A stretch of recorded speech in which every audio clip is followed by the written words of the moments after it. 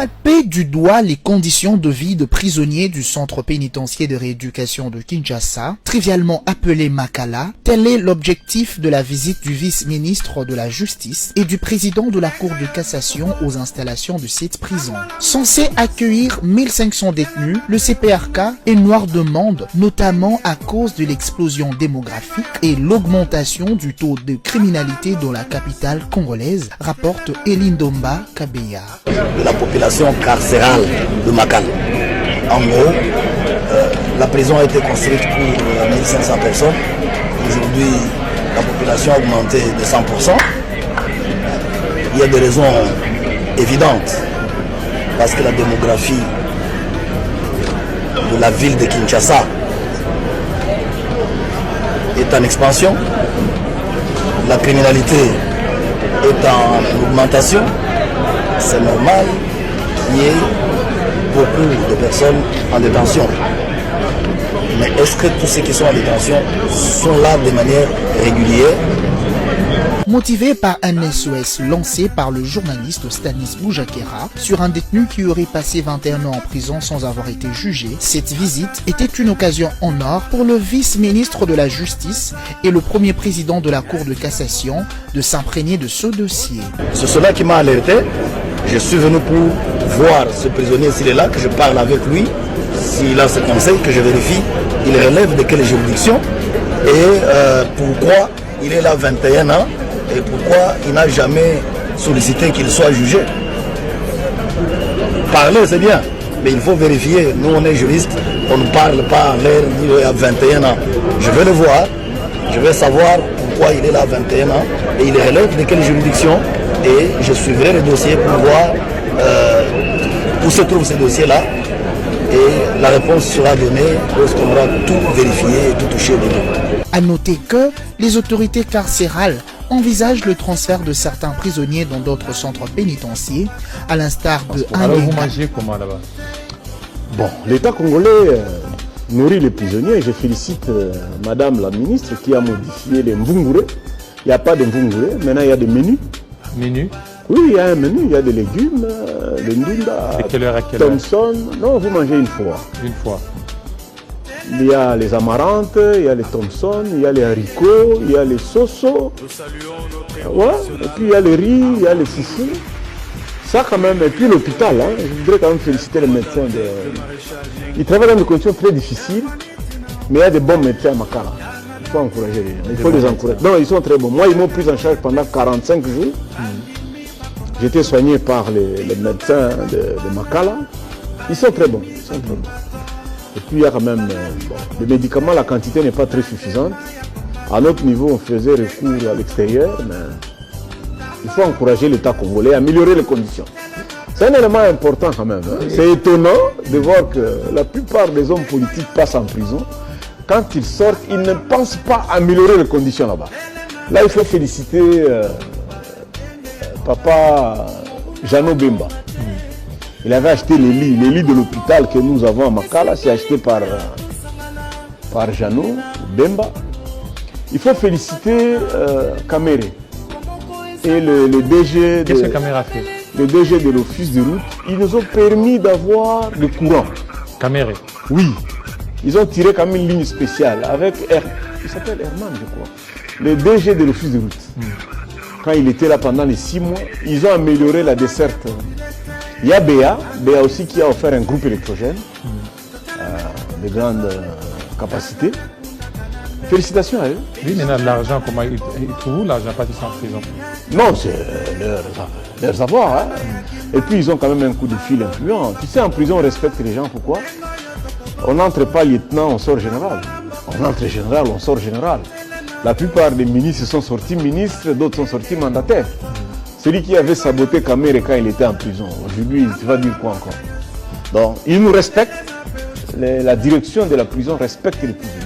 En fait, tout est lié à votre comportement. Hein. Si tu es voyou, ivrogne, ils vont te gérer. Mais si tu es crédible, sérieux, parfait, je les salue.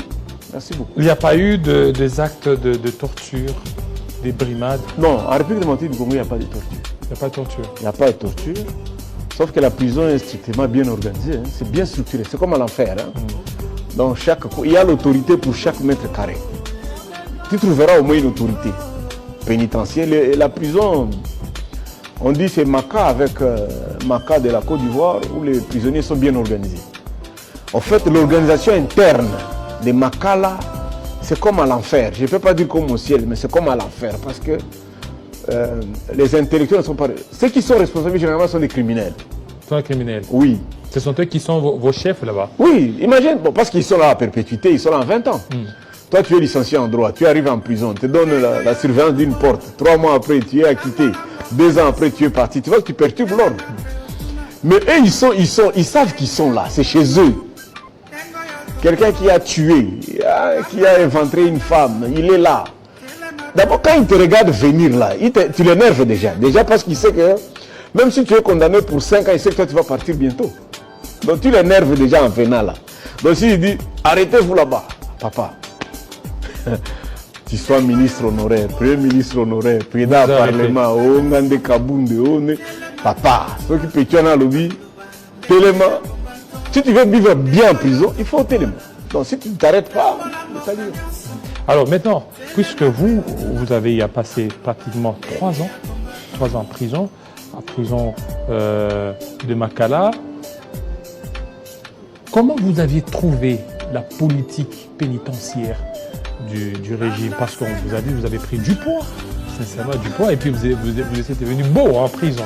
Hein? Bon, j'aimerais pas qu'on fasse toute une émission sur Pape Pleurnichard.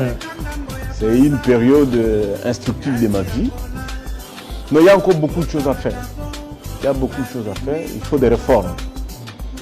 La prison est la conséquence de la justice. Si notre justice est malade, la prison ne peut pas être en bonne santé. Tu vois? Moi, si j'étais en bonne santé, je suis d'un mental d'acier. Hein? Moi, je suis extrêmement fort mentalement. Je ne peux pas céder à ça. Quelle plaidoirie je dois faire? Pour les 145 territoires, permettez-moi de soulever cette objection. C'était quand même gênant. Tu connais le projet 145 territoires? 145 territoires. Ça consistait à faire quoi? Construire les écoles, les hôpitaux, n'est-ce pas? Les résidences des administrateurs et les bureaux des administrateurs, n'est-ce pas? Non. L'administration du territoire, ça relève de l'administration publique normale. Ce qui fait de tout le monde égaux, c'est la justice. C'est devant les juges que toi et moi nous sommes égaux. Et donc, moi je n'ai jamais compris pourquoi on peut... Moi je suis de Bukavu, ma famille est à Bukavu. On ne peut pas vivre sans le Rwanda. Je suis de Goma. Moi j'ai fait mes 3 premiers enfants à Goma. On ne peut pas vivre sans le Rwanda. Nous sommes un pays enclavé, mes chers amis, et nous on n'a pas d'infrastructure routière. Le gouverneur militaire du Nord Kivu. Le Rwanda non plus ne peut pas vivre sans nous. Non, il peut vivre sans nous. Non, le Rwanda peut vivre sans nous. Non, attention. Ça s'est donné beaucoup plus du poids au Rwanda. Non, je te parle comme expert. Ici, je ne suis pas... Tu m'as invité comme expert. Le gouverneur, il a déjà fait le calcul combien de fois. On ne peut pas quitter Goma pour Kisangani. Par route, ça n'existe pas. Mais les Rwandais circulent chez eux. Les Rwandais ont coupé la frontière pendant 10 ans avec l'Ouganda, ils ont vécu. Mais nous, on a accès à l'océan Indien par quoi? C'est pas le Rwanda. Les Nandes, c'est un peuple commerçant. Les Mouches, c'est un peuple commerçant. Mais ils vont faire leur commerce comment si vous fermez les frontières? Laissez-nous les originaires, nous là, aller négocier avec le Rwanda, traiter cette question-là localement. Nous sommes fatigués de vos discours. L'affaire du Rwanda, elle est minuscule. Le conflit entre nous et le Rwanda, c'est minuscule. Il ne faut pas exagérer. Le tribunal de Matete vous appelle. Voilà.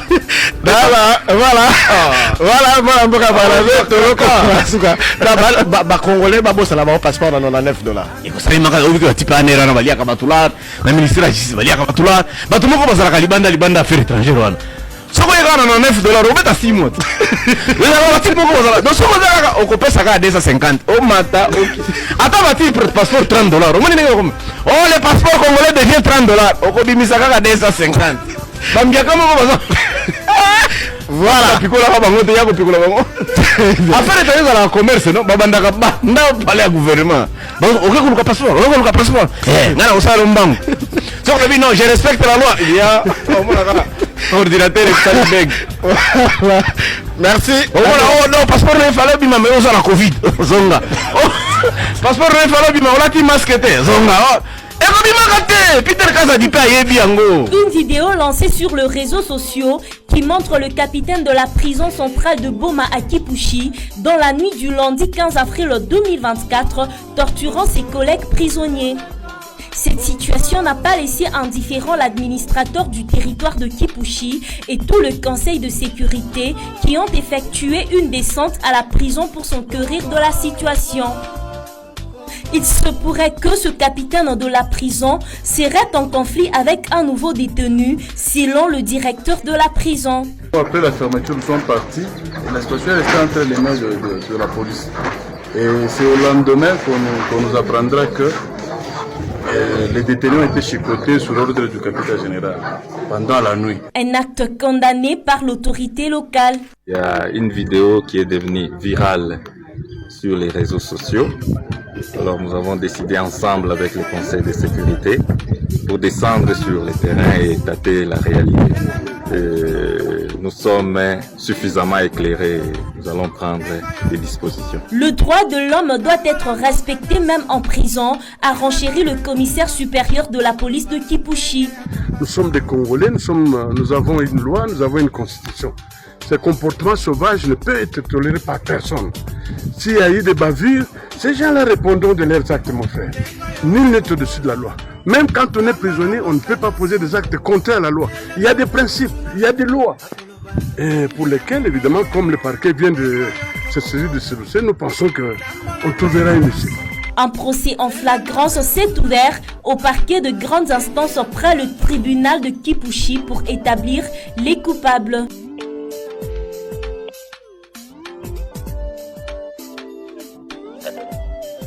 Oui, allô. Bonjour, monsieur Jean, Chassis du Samba. Bonjour. Vous allez bien? Oui, je vais bien. Ah, ça se passe bien là-bas en cours d'appel de la Gombe. Pardon? Le cours d'appel de la Gombe, ça se passe bien? Oui, ça se passe bien. Ouais, ben, j'ai un dossier là, j'ai la part de Roger les combattants, je voulais...